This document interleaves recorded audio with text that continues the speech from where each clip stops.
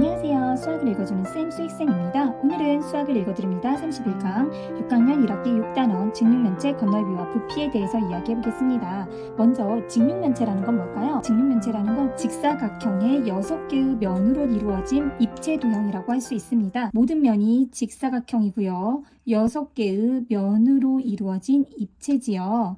그래서 이런 직육면체에 대해서 우리가 앞에서 다 배웠어요. 뿐만 아니라 5학년 때 직육면체의 전개도까지도 이렇게 다 배웠지요.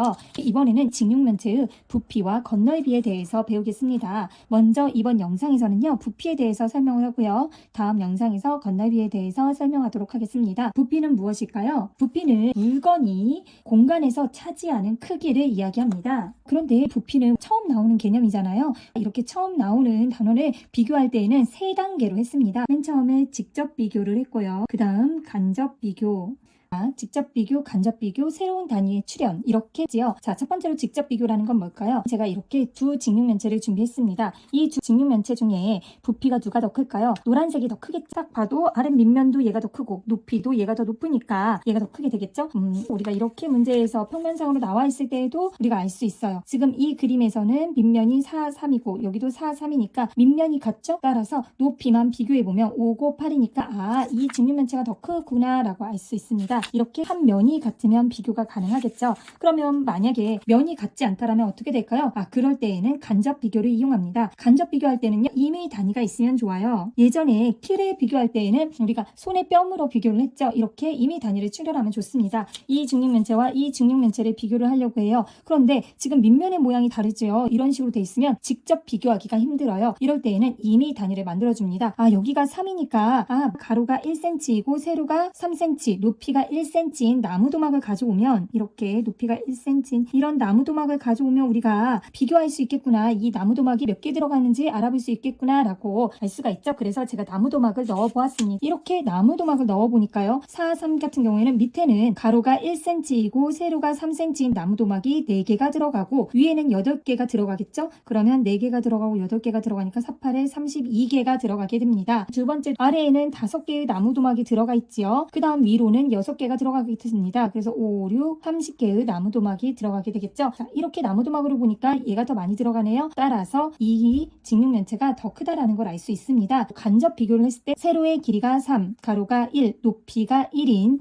직육면체 나무도막을 이용해서 구했습니다. 하지만 전부 다 같은 게 아닐 때는 어떻게 할까요? 드디어 새로운 단위를 출현시키게 됩니다. 자, 가로가 1, 세로가 1, 높이가 1cm인 이런 정육면체를 출현하게 했습니다. 정육면체에는 부피를 1세제곱cm라고 약속을 했어요. 1세제곱cm. 자, 가로가 1, 세로가 1, 높이가 1인 이런 정육면체의 부피를 1세제곱cm라고 약속을 하면요. 이제 얘가 몇 개가 들어가는지만 살펴보면 됩니다. 그럼 이제 부피를 구해볼 수 있습니다. 만약에 이 직육면체의 부피를 구하시오 라고 했어요. 그러면 얘가 몇 개가 들어가는지 생각해 보면 됩니다. 자, 밑에는 5개니까 5cm니까 1cm가 총 5개가 있겠죠? 자, 여기는 3cm니까 3개, 위에는 6개가 될 거예요. 그림으로 표현하면 이렇게 되겠네요. 자, 가로가 1, 세로가 1, 높이가 1인 정육면체가 몇 개가 들어가는지 봤더니 가로에는 5개, 세로에는 3개, 높이는 6개가 되겠죠? 그러면 부피는 어떻게 구할 수 있을까요? 5 곱하기 3 곱하기 6 이렇게 구할 수 있습니다.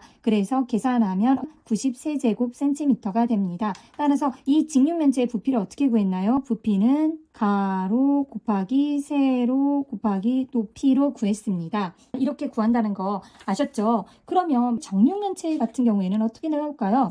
가로가 5, 세로가 5, 높이가 5인 정육면체지요. 얘도 마찬가지예요. 이 정육면체의 부피는 가로 곱하기 세로 곱하기 높이 해서 총 125가 되고 단위를 쓰면 세제곱cm가 되겠죠.